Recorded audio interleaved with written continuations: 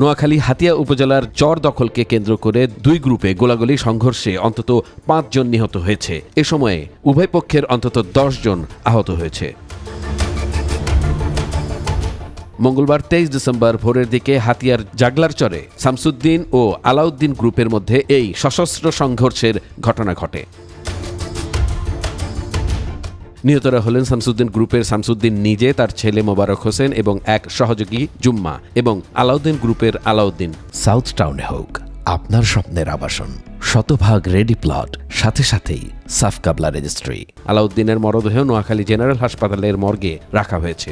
জাগলার চর নিয়ে দুই পক্ষের মধ্যে বিরোধ ছিল। শামসুদ্দিন গ্রুপ চরের জমি ভূমিহীনদের কাছে বিক্রি করলেও নির্দিষ্ট ব্যক্তিদের টাকা না দেওয়ার অভিযোগ রয়েছে। এর জেরে আলাউদ্দিনের নেতৃত্বে একদল সশস্ত্র লোক মঙ্গলবার ভোরে চর দখল করতে এলে শামসুদ্দিন গ্রুপের লোকের সঙ্গে তাদের গোলাগুলি শুরু হয়।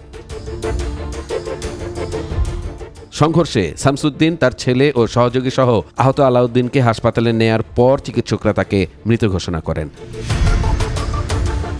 হাতিয়া থানার ভারপ্রাপ্ত কর্মকর্তা ওসি মোহাম্মদ সাইফুল আলম সংঘর্ষের ৫ জনের নিহত হওয়ার বিষয়টি নিশ্চিত করেন। তিনি জানান, ঘটনাস্থল দুর্গম হওয়ায় পুলিশ বিকেলে গিয়ে পৌঁছতে পারে।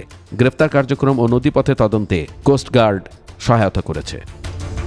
হাতিয়ার শুকচর ইউনিয়নে জাগলার চরে জমিজমার দখলকে কেন্দ্র করে আলাউদ্দিন বাহিনী এবং শামসু বাহিনীর মধ্যে একটা সংঘর্ষের ঘটনা ঘটে। আইনশৃঙ্খলা বাহিনী ওখানে মোতায়েন আছে এবং গ্রেপ্তারি অভিযান চলছে।